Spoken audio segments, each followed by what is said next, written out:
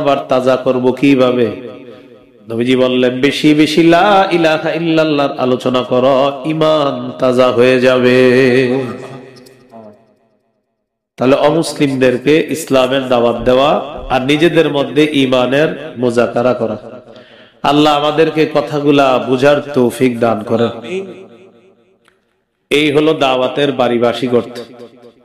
শায়েখ খিজির রহমতুল্লাহি আলাইহি বলেন, মৌলিকভাবে চারটা জিনিসের নাম দাওয়াত: হাসসুন নাসি আলাল খাইরি ওয়াল হুদা ওয়াল আমরি বিল মারুফ ওয়ান নাহি আনিল মুনকার। মানুষকে উৎসাহিত করা হেদায়েতের প্রতি, কল্যাণের প্রতি, সৎ কাজের আদেশের প্রতি, অসৎ কাজের নিষেধের প্রতি। মানুষকে উৎসাহিত করা কল্যাণের প্রতি, হেদায়েতের প্রতি, সৎ কাজের আদেশের প্রতি, অসৎ কাজের নিষেধের প্রতি মানুষকে উৎসাহিত করা, এই চারটার নাম হলো দাওয়াত। ভাই আপনি নামাজ পড়েন, দাওয়াত। ভাই হেদায়েতের পথে চলার চেষ্টা করেন, দাওয়াত। আল্লাহ আপনাকে হেদায়েত দান করেন, দাওয়াত। আল্লাহ আপনাকে হেদায়েতের উপর অটল রাখেন, দাওয়াত। ভাই চলেন একটু হেদায়েতি কথা বলি, দাওয়াত। ভাই চলেন কল্যাণমূলক একটা সামাজিক কাজ করি, এটা দাওয়াত।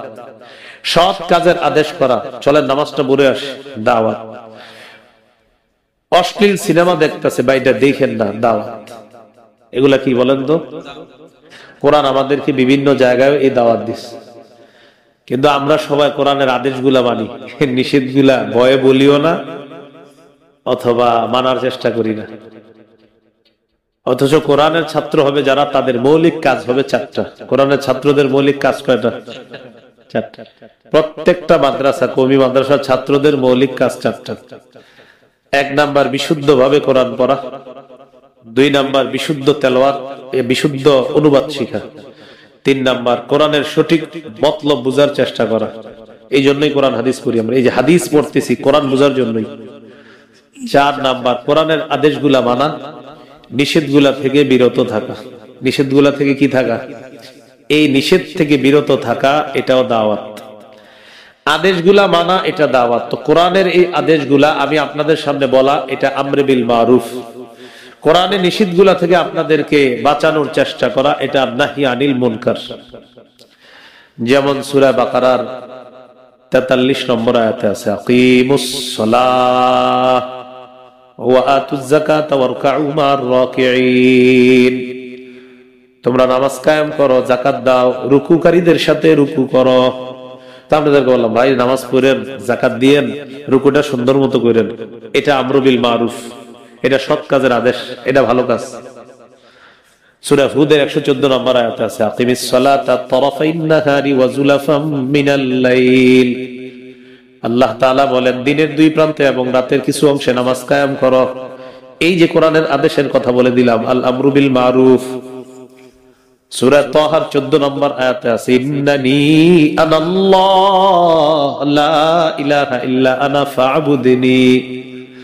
আল্লাহ তাআলা বলেন, আমি আল্লাহ, আমি ছাড়া কোনো ইলাহ নাই, আমার ইবাদত করো, করো ইবাদত করো, হুকুম আমার ইবাদত করো। আল্লাহর এই কথাটা আপনাদেরকে পৌঁছায় দেওয়া, এটা আল আমরু বিল মারুফ। ওয়া আকিমিস সালাতা লিযিকরি। আল্লাহ বলেন, আমার শরণার্থে নামাজ কায়েম করো। রবের এই কথাটা পৌঁছায় দেওয়া, আল আমরু বিল মারুফ। সূরা আনকাবুতের 45 নম্বর আয়াত, উতলু মা উহিয়া ইলাইকা মিনাল কিতাবি ওয়া আকিমিস সালাহ। আপনার প্রতি যে ওহী নাযিল করা হয়েছে তা আপনি তেলাওয়াত করে শোনায়া দেন, নামাজ কায়েম করেন। কোরআন তেলাওয়াতের কথা বলা, এটা দাওয়াত। নামাজ কায়েম করার কথা বলা, এটা দাওয়াত। সূরা বাকারার 238 নম্বর আয়াতে আল্লাহ বলেন, হাফিজু আলাস সালাওয়াত, তোমরা নামাজ সমূহের প্রতি যত্নবান হও, দাওয়াত। সূরা নিসার 59 নম্বর আয়াত, ইয়া আইয়ুহাল্লাযীনা আমানু আতিউল্লাহ ওয়া আতিউর রাসূল ওয়া উলিল আমরি মিনকুম। হে ঈমানদারগণ, তোমরা আল্লাহর আনুগত্য করো, রাসূলের আনুগত্য করো। তোমাদের মাঝে যারা শাসক, যারা আমির, তাদের আনুগত্য করো, দাওয়াত। এই জন্য তো আমিরের আনুগত্য করেন আপনারা, কি বলেন? কার আনুগত্য? আমিরের ইতাআত নাকি? আমিরের ইতাআত এই কারণে তো সূরা নিসার 59 নম্বর আয়াতের কারণেই তো আমির মানি। নিঃশর্ত ভাবে আল্লাহর আনুগত্য করতে হবে, নিঃশর্ত ভাবে রাসূলের আনুগত্য করতে হবে। আমিরের আনুগত্য নিঃশর্ত ভাবে করা যাবে না। আমিরের আনুগত্য ততক্ষণ করা যাবে যতক্ষণ নাফরমানিমূলক কথা কাজ তিনি না করবেন, না বলবেন। আমির যদি কোরআন সুন্নাহর অপব্যাখ্যা দেয় আর আলেমরা যদি এটা ধরিয়ে দেয়, ধরিয়ে দেওয়ার পরেও যদি ওই আমির এই কথা না মানে, তিনি পথভ্রষ্ট, তাকে অনুসরণ যারা করবে তারাও পথভ্রষ্ট। এখন এই কথা কিন্তু কারো গায়ে নিবেন না, নিজে বলতে পারেন হুজুর এটা কারে কইলেন, এটা যে করে তারে বলছি। আপনি যদি নেন যে এটা মনে হয় আমারে, তো আপনি এরকম অপরাধ করলে তো আপনারই বলছেন। সহিহ মুসলিমের বর্ণনা 1838 নম্বর হাদিস, قال رسول الله صلى الله عليه وسلم السمع والطاعة على المرء المسلم فيما أحب وكره ما لم يؤمر بمعصية فإذا أمر بمعصية فلا سمع ولا طاعة। নবীজি বলেন মুসলমানদের উপর ওয়াজিব শাসককে মানা, আমিরকে মানা ততক্ষণ যতক্ষণ নাফরমানিমূলক কথা না বলবে, কাজ না করবে। ফাইদা উমিরা বিমাসিয়াতিন, আমির থেকে যদি নাফরমানিমূলক কথা আসে, আমিরের কাছ থেকে যদি নাফরমানির কোনো হুকুম আসে, ফালা সামা, নবী বলেন ওই আমিরের কথা শোনা যাবে না, ওয়ালা তাআতা, তার ইতাআত করা যাবে না। সহিহ বুখারীর বর্ণনা 4340 নম্বর হাদিস, عن علي بن أبي طالب رضي الله تعالى عنه قال بعث النبي صلى الله عليه وسلم سريا। রাসূলুল্লাহ সাল্লাল্লাহু আলাইহি সাল্লাম একটা বাহিনী প্রেরণ করলেন। ওয়াস্তা'মালা আলাইহিম রাজুলাম মিনাল আনসার, একজন আনসারী সাহাবীকে আমির বানায়া দিলেন। ওয়া আমারাহুম আইয়ুতিউহু, বাহিনীকে আল্লাহ নবী হুকুম করলেন তারা যেন আমিরের আনুগত্য করে।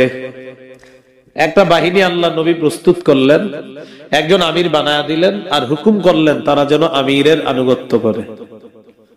আমির সাহেব সবাইকে নিয়ে রওনা করছে। ফাগাদিবা, আমির সাহেবের রাগ উঠে গেছে। রাগ উঠার পর আমির সাহেব সবাইকে বললেন, আলাইসা কদ আমারাকুম রাসূলুল্লাহ সাল্লাল্লাহু আলাইহি ওয়াসাল্লাম আন তুতিউনি। আমির সাহেব বললেন, নবী কি তোমাদেরকে বলে নাই আমার আনুগত্য করার জন্য? সবাই বললেন হ্যাঁ। এই কথা বলার পর আমির সাহেব বললেন, ইজমাউলি হাতাবা, তাহলে আমি যা বলবো শোনো, লাকড়ি সংগ্রহ করে নিয়ে আসো।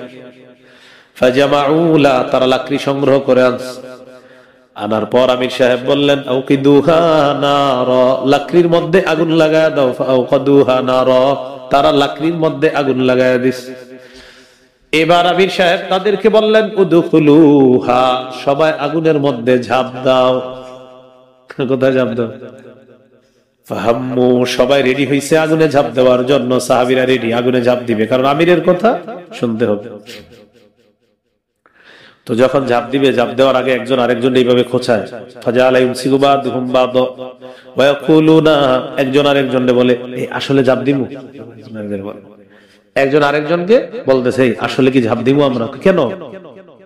ফারারনা মিনান নারি ইলা রাসূলিল্লাহি সাল্লাল্লাহু আলাইহি ওয়াসাল্লাম, আগুন থেকে বাঁচার জন্যই তো আল্লাহ রাসূলের কাছে বায়াত হয়ে মুসলমান হলাম।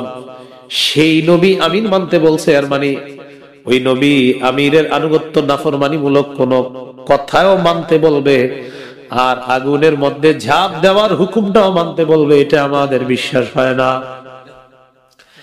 তো একজন আরেকজন এগুলা বলতে বলতে হাত্তা খামাদাতিন নার, আগুন নিভে গেছে। বলেন আলহামদুলিল্লাহ।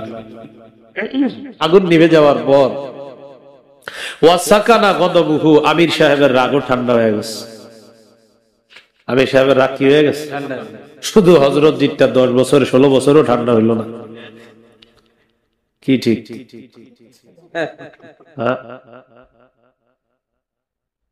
মানে আপনার অনেকের এরকম ঠান্ডা হয় না, মানে কথা হলো না আমি কোনো ভুলের মধ্যে নাই। মা মাঝে মাঝে মনে এরকম, না আসলে আমি ঠিক করি না কাজটা, ভুল হয়েছে একটু, না না আমি কি ভুল করছি আবার। প্রথমে চিন্তা করে না আসলে বলতো, এত অনুসারী আমার, আমি যদি বলি ভুল করছি, এটা কোনো কথা?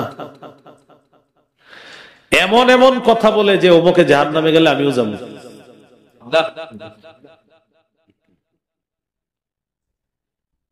আগুন নিভে গেল, আমির সাহেবের রাগ ঠান্ডা হয়ে গেছে। ঘটনাটা আল্লাহ নবীর কানে গেছে, যাওয়ার পর নবী বললেন, সর্বনাশ, লাউ দাখালুহা মা খারাজু মিনহা ইলা ইয়াউমিল কিয়ামাহ।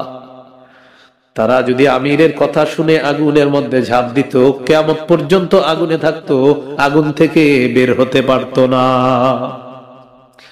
কিয়ামত পর্যন্ত তারা আগুনে থাকতো, আগুন থেকে বের হতে পারতো না, যদি তারা এই কথা শুনে আগুনে ঝাঁপ দিত।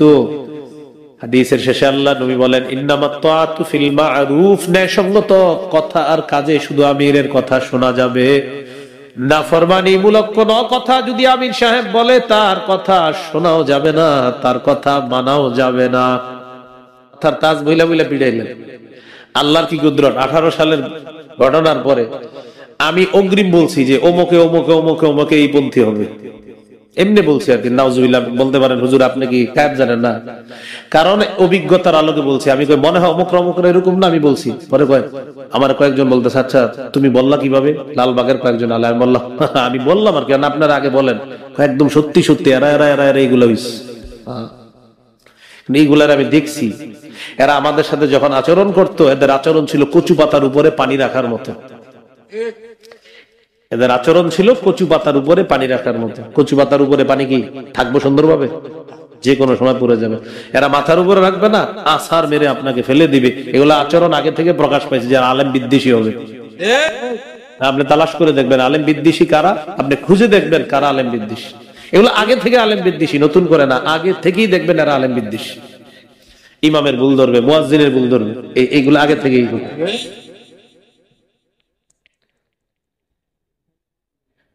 আল্লাহ আমাদেরকে বুঝার তৌফিক দান করে।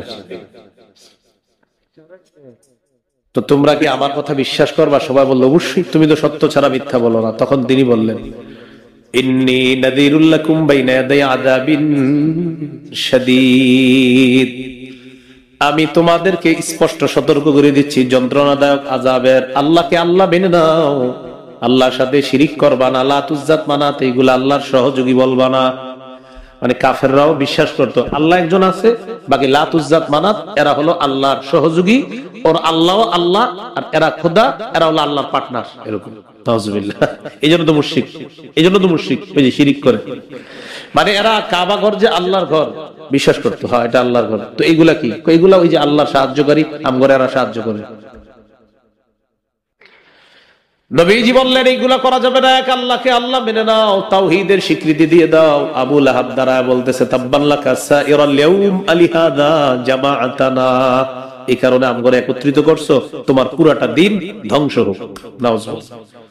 আল্লাহ তাআলা আয়াত নাযিল করে দিলেন, তাব্বাত ইয়াদা আবি লাহাবি ওয়া তাব, আমার নবী ধ্বংস হবে না, আবু লাহাবের 2 হাত ধ্বংস হোক, এবং আবু লাহাব ধ্বংস হোক। নাউজুবিল্লাহ। এই হলো আমাদের নবীর দাওয়াত, প্রকাশ্যে শুরু হলো। এখন আমাদের নবীর পরে আর কোন নবী না, না হবে না, আসবে না বলবেন না, বলেন হবে না, হবে না। সবাই 3 বার বলেন, পুরো বলেন, আমাদের নবীর পরে আর কোন নবী হবে না। আমাদের নবীর পরে আর কোন নবী হবে না। হবে না বলবেন। একদল প্রতারক আপনাদেরকে বলবে নবী হবে না নাকি আসবে না, আপনি বলবেন হবে না। আবার ওই প্রতারক আপনাকে বলবে হবে না না আসবে না, আপনি বলবেন হবে না।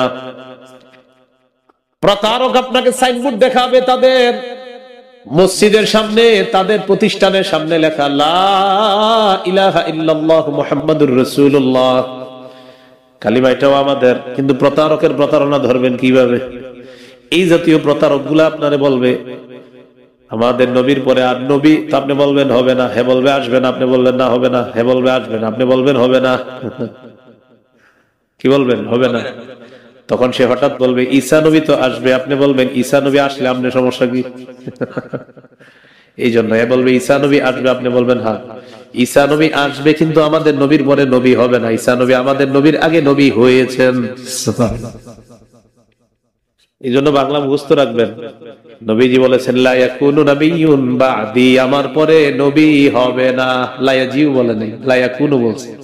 আমার পরে নবী হবে না। বুখারীর বর্ণনা 3535 নম্বর হাদিস। قال رسول الله صلى الله عليه وسلم إن مثلي ومثل الأنبياء من قبلي كمثل رجل بنى بيتا فأحسنه وأجمله إلا موضع لبنة في زاوية।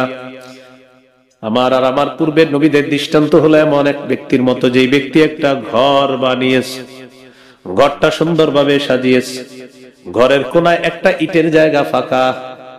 এখন আপনারা বলেন, ঘরটা কি সমাপ্ত না অসমাপ্ত? فجعل الناس يطوفون به ويعجبون له ويقولون هل وضعت هذه اللبنة। মানুষ ঘরটা চারপাশে ঘুরে আর আশ্চর্য হয়, আর বেশি আশ্চর্য হয় যখন দেখে একটা ইটের জায়গা ফাঁকা। সবাই বলা বলি করে, এই ইটটা কেন লাগানো হয় নাই?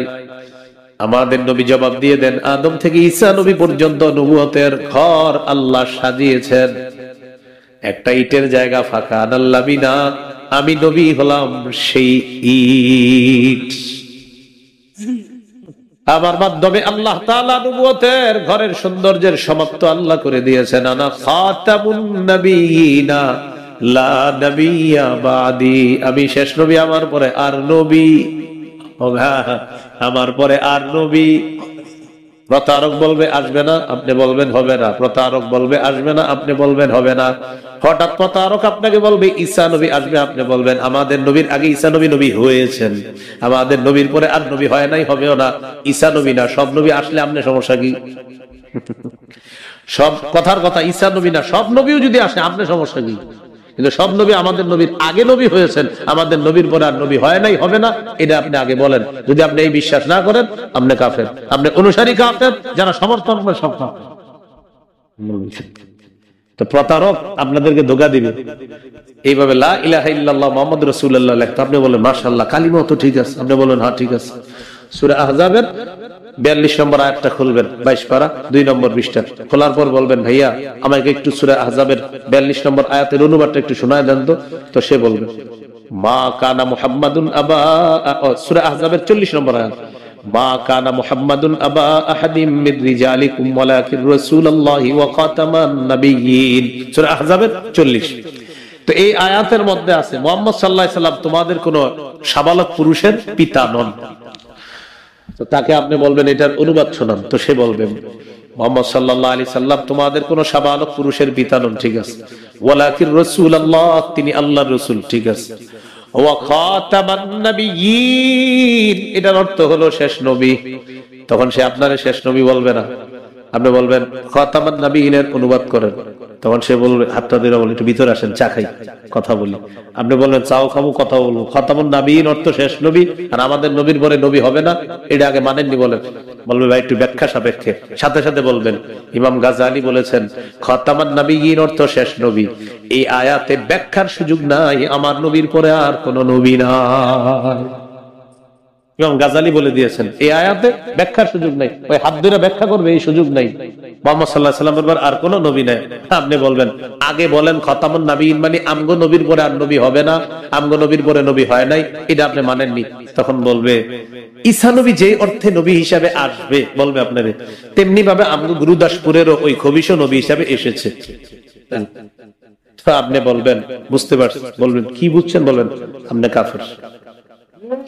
আপনি যারে ওই যে ঈসা নবীর অর্থে নবী হিসাবে মানতেছেন সেও কাফের, আর তার যত অনুসারী আছে সবাই কাফের। আর মুসলমান রূপী মুনাফিক মার্কা যারা আপনাদের অনুসরণ করবে, সমর্থন দিবে, তারাও কাফের। ওই যে সংসদে সুশীলগিরি দেখাইতে গিয়ে পক্ষে কথা বলবে, আল্লাহ হেফাজত করে। আমিন। কি শিখলাম? আমাদের নবীর পরে নবী। এখন নবীজি সাল্লাল্লাহু আলাইহি সাল্লামের কাজ কারা করবে? সহিহ বুখারীর বর্ণনা 3461 নম্বর হাদিস, নবী বলেন বাল্লিগু আন্নী ওয়ালাউ আয়া, তাবলীগের কাজ তোমরা করবা, আমার থেকে একটা আয়াত যদি জানো এটা তোমরা প্রচার করে দিবা। এখন আমরা প্রচার করব, এই দায়িত্ব আমাদেরকে কেন দিবেন? কারণ আমাদেরকে আল্লাহ কোরআনে শ্রেষ্ঠ উম্মত বলছে। সূরা আলী ইমরানের 110 নম্বর আয়াত, কুনতুম খায়রা উম্মাতিন উখরিজাত লিন-নাস তা'মুরুনা বিল মারুফি ওয়া তানহাউনা আনিল মুনকার। আল্লাহ তাআলা বলেন তোমরাই শ্রেষ্ঠ উম্মত, তোমাদেরকে মানুষের কল্যাণের জন্য বের করা হয়েছে। সৎ কাজের আদেশ করবা, অসৎ কাজের নিষেধ করবা।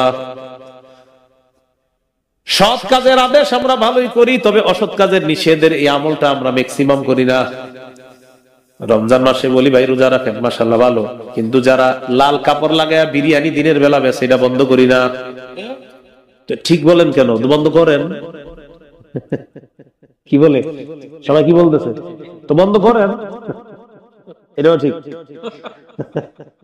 বললাম যে লাল কাপড় লাগায়া বিরিয়ানি বেচতেছে, তো সবাই বলতেছে ঠিক বেচে, তো বন্ধ করেন।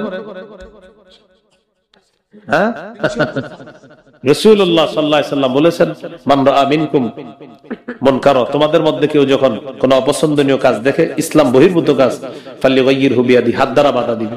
ফাইল্লাম ইস্তাতি ফাবিলিসানি, না পারলে জবান দিয়ে। ফাইল্লাম ইস্তাতি ফাবিকলবি, না পারলে অন্তর দিয়ে। কি করবে? সবাই কি করবে? মুফতি আমিনী রহমতুল্লাহ আলাইহি একটা সুন্দর বাংলা বলছে। আমি দাখিল পরীক্ষা দেওয়ার পর লম্বা সময় গ্যাপ, কাম কাজ নাই, কিচ্ছু নেই, তখন ওই লালবাগ মাদ্রাসার দাওরা হাদিসের দর্শে গিয়ে হুজুরের ক্লাসে পিছনে বসতাম। আমি ছাত্র না, আমি কিন্তু হুজুরের ছাত্র না বুখারীর, এমনি পিছনে গিয়ে বসতাম। এমনি ফতুয়া বিভাগে আমি হুজুরের সরাসরি ছাত্র, কিন্তু ওই বুখারীর ছাত্র না। বাকি হুজুরের ক্লাসে গিয়ে পিছনে বসতাম। হুজুর একদিন এই জায়গায় একটা বাংলা বলছে, এই বাংলাটা আমি আর কারো মুখে শুনি নাই, তা আপনাদেরকে বলে যাই। হুজুর বলছেন, অন্তর দিয়ে ঘৃণা করা মানে ঘুমায় থাকবা না, অন্তর দিয়ে ঘৃণা করা মানে ঘৃণা করার পাশাপাশি তুমি প্ল্যান করবা অন্তর দিয়ে। কলবিহি, অন্তরে প্ল্যান করবা মনে মনে, পারলাম না তোরে বন্ধ করতে, কি করা যায়, প্ল্যান করা বৈশা বৈশা, এই হলো কলবিহি। তো হুজুর বললেন থেকে আমরা বুঝতে পারলাম আমিরকে মানা যাবে ততক্ষণ যতক্ষণ তিনি নাফরমানিমূলক কথা না বলবে, যতক্ষণ নাফরমানিমূলক কাজ না করবে ততক্ষণ তাকে মানা যাবে। তো কোরআন হুকুম করছে, আতিউল্লাহ ওয়া আতিউর রাসূল ওয়া উলিল আমরি মিনকুম, আল্লাহর আনুগত্য করো, রাসূলের আনুগত্য করো, শাসকের আনুগত্য করো, আমিরের আনুগত্য করো। এটা আল আমরু বিল মারুফ। এখন নাহি আনিল মুনকার কি? ওয়ালা তালবিসুল হক বিল বাতিলি ওয়া তাকতুমুল হক ওয়া আনতুম তা'লামুন। সূরা বাকারার 42 নম্বর আয়াতে আল্লাহ বলেন, তোমরা মিথ্যার সাথে সত্যের সংমিশ্রণ ঘটায়ো না। ওয়াজ আমি করলাম, সত্যের সাথে মিথ্যার সংমিশ্রণ ঘটাবো না। ওয়াজটা এখানে শুনলেন আর হাত তুললেন, জি কখনো এটা করবো না। কি দোকানদার, কাস্টমার একজন আসছে, আসার পর কয় এটা কত, কয় 200, কয় 190 টাকা দিয়ে হয় না, কয় আমার কিনে আছে 192। আল্লাহর কসম আমার কিনে আছে 192, কসম কয়টা? সদরঘাট গিয়ে তালাশ করে দেখা যায় এটা হুদা 92 করে কিনা। এই যে আপনি কাজটা করলেন, তো এটা তো ঠিক করলেন না, এটা মিথ্যার সাথে সত্যের সংমিশ্রণ, এটা হালাল ব্যবসা করতেছেন। আপনি একটু বলেন ভাই আমি দিব না, আমি 92 টাকা দিব না, আমি 190 টাকা আপনারে দিব না, কিন্তু এটা বলা কি দরকার যে এটা কিনছি, এই যে শীতকাল, জানুয়ারির শুরুতে শৈত্য প্রবাহ পড়তে পারে, তো 1-2 দিন দুমছে বেচা কিনা হবে শীতের কাপড়। তো মনে করেন ভাই কত, তো বলবে 500, 450 দিয়ে, আমার কিনা আছে 460 করে।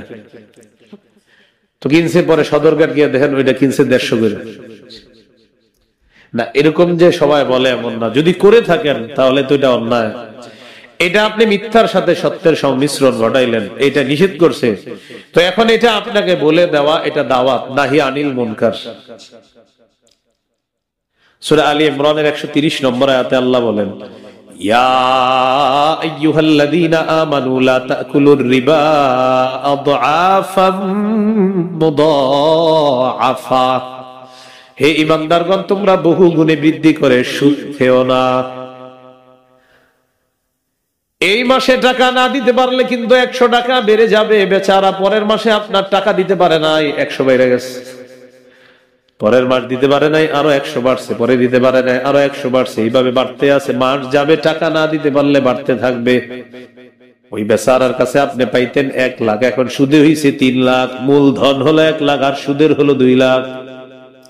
আবার একজন আরেকজনকে বলেন, কাউরে বলা দরকার নেই এই বিষয়টা, আপনি কাউরে বললেন না, বিপদে বললে আমার কাছে আইসেন, আবার দিব, এটা আমি ইমাম সাহেব জানানোর দরকার নেই। দেখেন আপনি, আপনার ইমান, আপনার আমার ভালো লাগছে, দুজনের ইমান ঠিক আছে, এই জন্য আমরা এটা কেউ কাউরে বলবো না। তো এই যে এইভাবে সুদ আপনি খাওয়া নিষেধ করছে, এটা নাহি আনিল মুনকার। সূরা মাইদার 51 নম্বর আয়াতে আল্লাহ বলেন, ইয়া আইয়ুহাল্লাযীনা আমানু লা তাত্তাখিযুল ইয়াহুদা ওয়ান নাসারা আউলিয়া, হে ঈমানদারগণ, তোমরা ইহুদি খ্রিস্টানদেরকে তোমাদের অভিভাবক রূপে গ্রহণ করো না। বাদুহুম আউলিয়া বাদ, তাদের একে অপরের দোস্ত, অভিভাবক। ওয়া মান ইয়াতাওয়াল্লাহুম মিনকুম, তোমাদের মধ্য থেকে যারা তাদেরকে অভিভাবক রূপে গ্রহণ করবে, ফাইন্নাহু মিনহুম, সে তাদের অন্তর্ভুক্ত হয়ে যাবে। কিন্তু আমাদের ভাবসা এমন, আমরা বাংলাদেশিরা বারবার এক তাগুত ছাড়ি আরেকটারে ধরি আর অভিভাবক বানাই ওই ইহুদি খ্রিস্টানদেরকে, আর তারা আমাদের গলায় গোলামির রশি লাগায়া এই হাজার হাজার মাইল দূর থেকে আমাদেরকে গোলামের মতো ঘুরায়। একটারে ছাড়ি আর একটারে ধরি তাগুত। বৃষ্টি থেকে বাঁচার জন্য ঝর্ণার নিচে এসে দাঁড়াই, পানি যেন না পড়ে। বৃষ্টি থেকে বাঁচার জন্য কই এসে দাঁড়াইছে? এখানে দাঁড়াইছেন কেন? হুজুর বাহিরে বৃষ্টির জন্য। তো এইখানে কি? ও আচ্ছা, এটা তো ঝর্ণা, পানি পড়তেছে। এই জন্য এই তাগুতকে অভিভাবক বানানো নিষেধ। ঈমানদারদের অভিভাবক আল্লাহ। সূরা বাকারা 257 নম্বর আয়াতে আল্লাহ বলেন, আল্লাহু ওয়ালিয়ুল্লাযীনা আমানু, 3 পারা 2 পৃষ্ঠার শুরুতে আয়াতটা, আল্লাহু ওয়ালিয়ুল্লাযীনা আমানু, যারা ঈমানদার তাদের অভিভাবক হলেন আল্লাহ। আফগানিস্তান বছরের পর বছর আল্লাহকে অভিভাবক মানছিল, ধৈর্য ধারণ করেছে, সেই ধৈর্যের ফলাফল অভিভাবক হিসাবে আল্লাহ তাদেরকে দিয়ে দিছে। শক্তিধর বাহিনীগুলাকে আফগানিস্তান 3 বছর আগে কুকুরের মতো দেশ ছাড়তে বাধ্য করেছে। 3 বছর আগে তাদেরকে কেউ গুনে নাই, এখন আফগানিস্তান বলে কাউরে গুনার টাইম নাই। ঈমানদারদের অভিভাবক কে? আমরা খালি কারে অভিভাবক বানাই দেখেন। এই জন্য সুযোগ আছে আর না।